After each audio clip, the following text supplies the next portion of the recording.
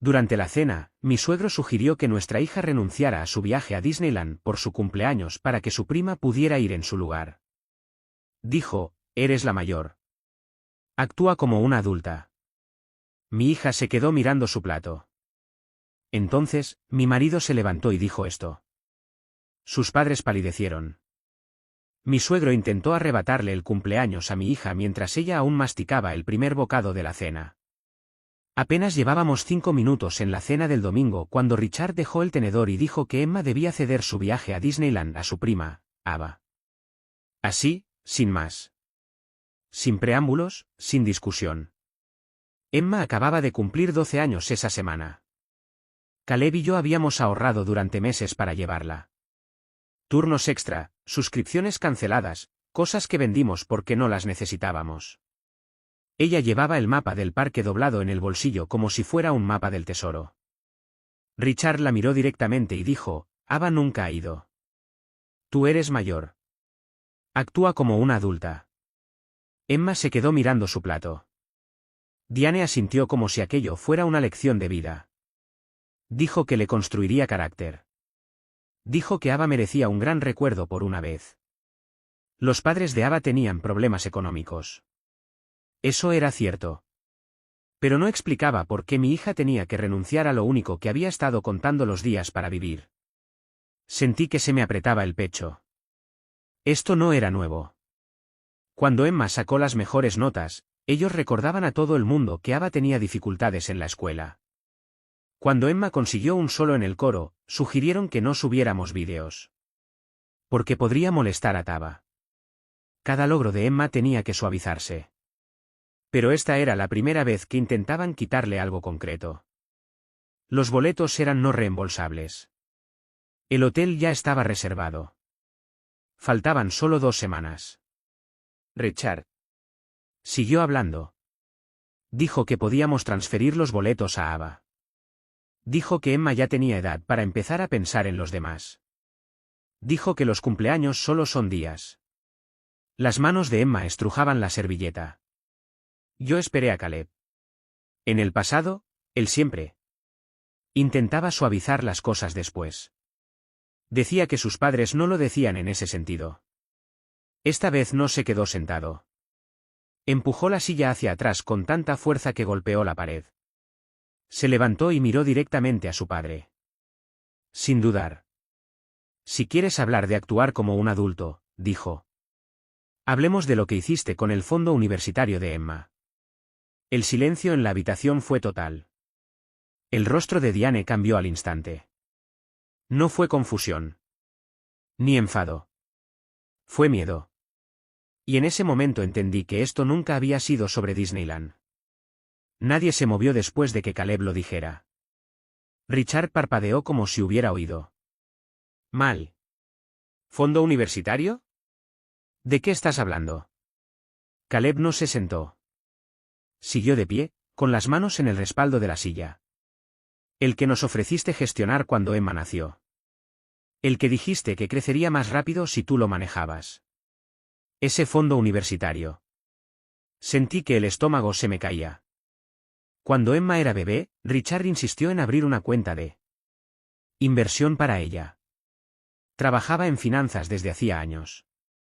Dijo que sabía cómo hacer que el dinero rindiera. Caleb confió en él. Yo confié en Caleb. Cada cumpleaños y cada Navidad, en vez de juguetes, anunciaban que habían añadido dinero al fondo. Nunca lo cuestionamos. Diana intentó reírse. Este no es el momento. Caleb la ignoró. Te pedí los extractos actualizados el mes pasado. Primero dijiste que esperabas papeleo, luego que el banco había cambiado de sistema. Después, dejaste de contestar. El rostro de Richard se puso rígido. Podemos hablar de esto en privado. No, dijo Caleb. Lo hablamos ahora.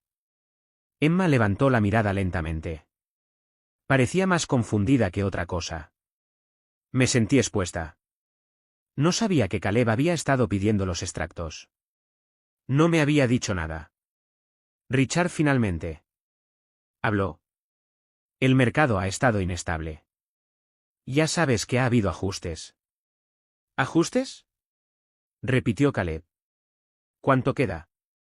Diana alcanzó su vaso de agua, pero no bebió. Las inversiones fluctúan.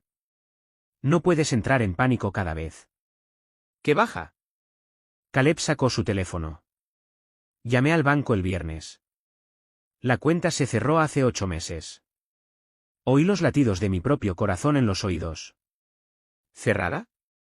Dije. Richard miró a Diana y por primera vez esa noche lo vi claro. No era sorpresa ni confusión. Era cálculo. Se reinvirtió, dijo. ¿Y en qué? Preguntó Caleb. Hubo una larga pausa. Finalmente Richard respondió. Necesitábamos un préstamo a corto plazo. ¿Para quién? Preguntó Caleb. Ninguno contestó de inmediato. Entonces Diana dijo. Para los tratamientos médicos de Ava. Las palabras quedaron flotando. Ava había tenido algunos problemas de salud el año anterior. Nada que pusiera en peligro su vida, pero suficientes visitas al hospital y especialistas. Nosotros habíamos enviado flores. Habíamos llevado comidas. Nadie había mencionado dinero. La voz de Caleb se mantuvo firme. Tomaron el fondo universitario de nuestra hija sin decirnos nada. Era temporal, dijo Richard. Íbamos a devolverlo. ¿Con qué? Preguntó Caleb. Diana intervino. Pensamos que lo entenderías. Siempre has favorecido a Emma de todas formas. Esa fue la gota que colmó el vaso. Caleb apretó la mandíbula de una forma que nunca había visto. ¿Cuánto? Preguntó sin alzar la voz. Richard se frotó la frente y por fin soltó la cifra. $38.000. Sentí que el suelo se movía bajo mis pies. No era dinero de cumpleaños ni unos cuantos depósitos de Navidad. Eran 12 años de aportaciones. De nosotros. De mis padres. De los bonos anuales de Caleb. Habíamos renunciado a vacaciones para construir ese fondo. Y ya no existía. Richard se apresuró a explicar. No desapareció. Está ayudando a la familia. Ava necesitaba especialistas fuera del estado. El seguro no cubría todo. Pensábamos reponerlo en un año. ¿Con qué ingresos? Preguntó Caleb. Richard llevaba años con menos trabajo de consultoría. Diane se había jubilado temprano. No estaban en la ruina públicamente, pero tampoco nadaban en dinero. Pensamos que si te lo pedíamos directamente dirías que no. Dijo Diane. Puedes ser muy terco, sobre todo con el dinero. Caleb soltó una risa corta y seca. Así que en vez de pedirlo, lo robaron. No uses esa palabra, saltó Richard. ¿Qué palabra prefieres? Preguntó Caleb. Emma habló por fin, muy bajito. ¿Eso significa que no voy a ir a la universidad? Se me rompió algo por dentro. Me senté a su lado y le puse la mano en el hombro. Claro que vas a ir a la universidad. No te preocupes. Por eso.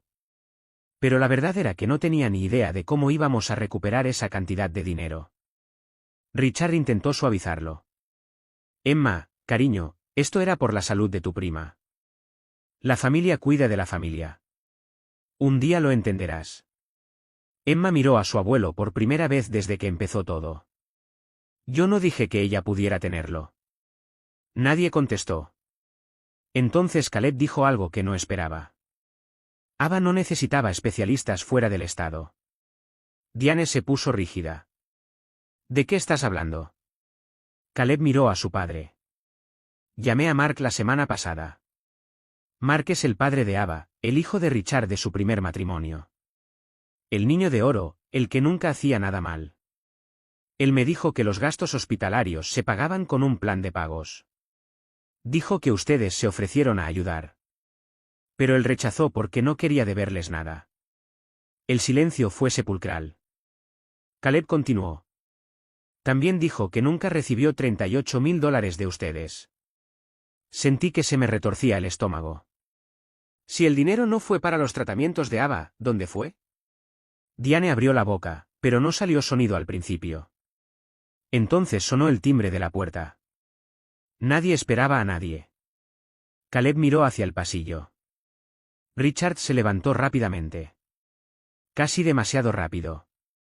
Tuve la horrible sensación de que quien estuviera al otro lado de esa puerta sabía exactamente a dónde había ido el dinero. Richard se dirigió a la puerta como si pudiera bloquear lo que estaba a punto de ocurrir. Caleb se puso delante de él. Yo abro, dijo. Tú ni siquiera sabes quién es, protestó Richard. Exacto, respondió Caleb. El timbre sonó de nuevo. Caleb abrió la puerta. Allí estaba una mujer que nunca había visto, de unos 45 años, con una carpeta en la mano. No era una vecina ni familia. Miró más allá de Caleb hacia el interior de la casa y preguntó, ¿está Richard Lawson aquí? Richard contestó, desde atrás. Estoy aquí. La mujer se presentó como de una firma de litigios civiles.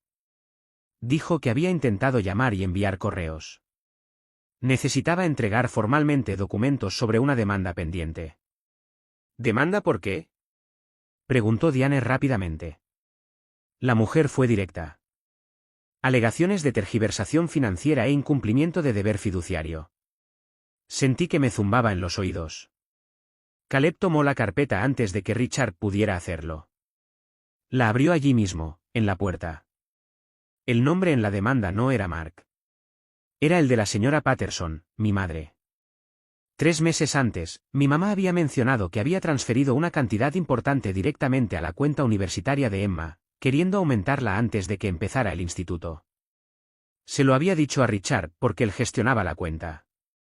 No le di importancia. Caleb levantó la vista lentamente. También tomaste dinero de la mamá de Hila. Richard empezó a hablar muy rápido. No fue tomar. Fue una oportunidad de inversión. A corto plazo, alto rendimiento. El plazo simplemente se retrasó. Mi madre no presenta demandas por retrasos en plazos, dije yo. Diane intentó retomar el control. Esto se está sacando de proporción. Solo intentábamos hacer crecer el fondo más rápido. La mujer de la puerta habló de nuevo. Los fondos fueron trasladados a un proyecto de desarrollo privado a su nombre, señor Lawson. El proyecto quebró. Caleb miró a su padre. ¿Qué proyecto? Richard dudó solo un segundo. La propiedad del lago. Sabía exactamente de qué hablaba. 2 años antes, Richard se había jactado de haber entrado temprano en un desarrollo junto al lago. Cabañas de lujo. Alto rendimiento. Dijo que era una jugada inteligente. Nunca imaginé que había usado el futuro de nuestra hija como su billete de entrada. ¿Jugaste el fondo universitario de tu nieta en bienes raíces? Dijo Caleb. No. Fue juego. Saltó Richard. Fue estratégico. El mercado cambió de forma inesperada. Emma observaba todo como si hubiera envejecido 5 años en 10 minutos. Entonces Diane dijo la frase que lo hizo encajar todo. Íbamos a arreglarlo antes de que nadie se diera cuenta. En ese instante entendí por qué querían que Emma renunciara a Disneyland. Si hubiéramos transferido silenciosamente los boletos, a Ava, si hubiéramos aceptado ser los padres generosos, les habría comprado tiempo. Esperaban que no presionáramos sobre la cuenta si estábamos ocupados siendo las personas más grandes. Caleb devolvió la carpeta a la mujer y dijo que nos pondríamos en contacto. Cerró la puerta. Luego se volvió hacia sus padres. Intentaron avergonzar a una niña de 12 años para que renunciara a su cumpleaños con tal de encubrir que le robaron. Nadie discutió. Richard parecía más pequeño que nunca. Diane finalmente preguntó. ¿Qué vas a hacer? Caleb no. Dudó. He terminado. Y entendí que no se refería solo a la cena. Richard intentó interponerse. Estás exagerando. Las familias tienen desacuerdos. Robaste a mi hija, dijo Caleb. Robaste a la madre de mi esposa. Y luego intentaste manipular a una niña para encubrirlo. Diane dijo que estábamos siendo dramáticos, que las demandas rompen familias, que si nos íbamos ahora no habría vuelta atrás. Emma seguía sentada a la mesa. Caleb se acercó. Se agachó junto a su silla y le dijo. Igual vamos a Disneyland. Nada cambia de tu cumpleaños. Esto no tiene nada que ver contigo. Luego se levantó y miró de nuevo a sus padres. Recibirán noticias de nuestro abogado. Toda comunicación será a través de ellos.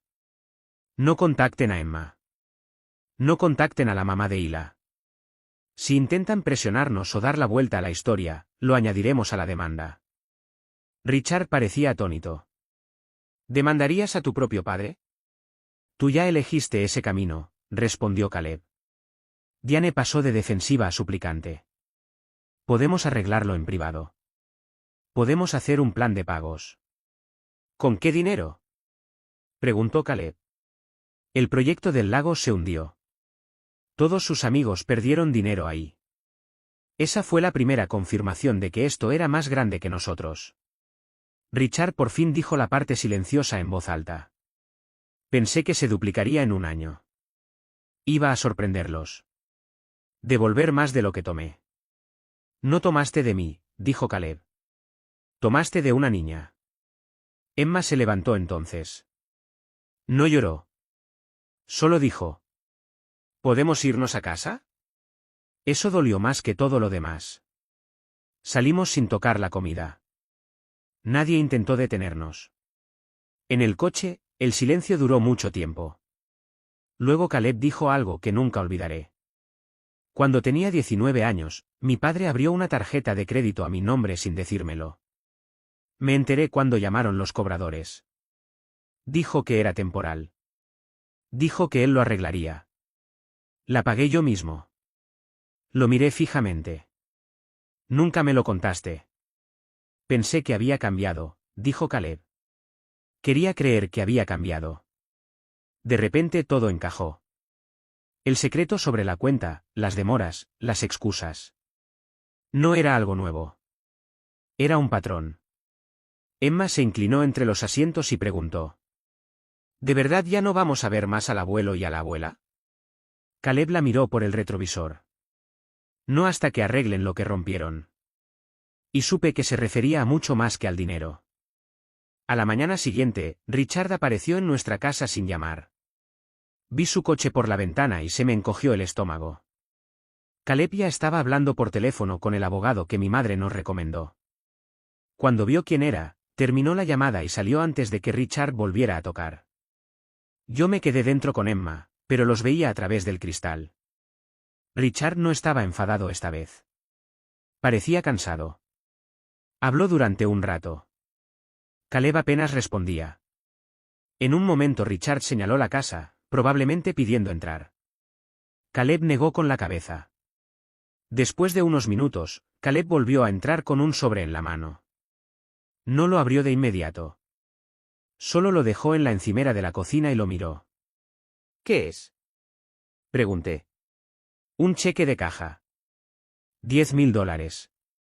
Dice que puede conseguir más vendiendo el barco y tal vez refinanciando la casa.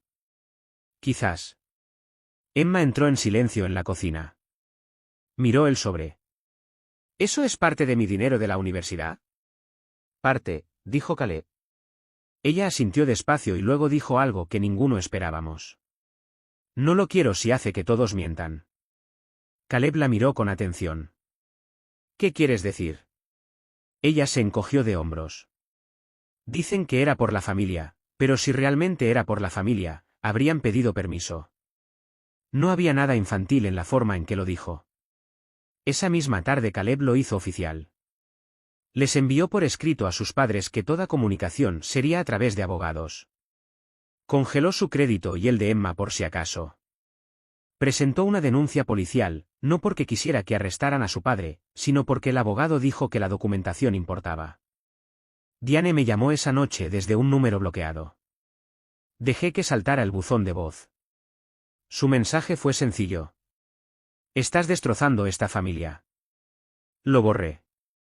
2 semanas después estábamos frente a la entrada de Disneyland. Emma llevaba el botón de cumpleaños que te dan en la puerta. Parecía más ligera de alguna forma. Caleb me apretó la mano y dijo, debería haberlo hecho hace años. La demanda sigue en curso. El abogado de mi madre dice que probablemente recuperaremos la mayor parte mediante la liquidación de bienes. Los socios de la inversión del lago de Richard también han presentado sus propias demandas. Resulta que no fuimos los únicos y confiamos en él con dinero que no era suyo. No hemos vuelto a saber de ellos desde que intervino el abogado. A veces pienso en esa cena, en lo fácil que les resultó decirle a una niña de 12 años que renunciara a su cumpleaños, en los seguros, que estaban de que la vergüenza funcionaría. Lo que no esperaban era que, esta vez, Caleb se levantara, no solo por Disneyland, sino por su hija.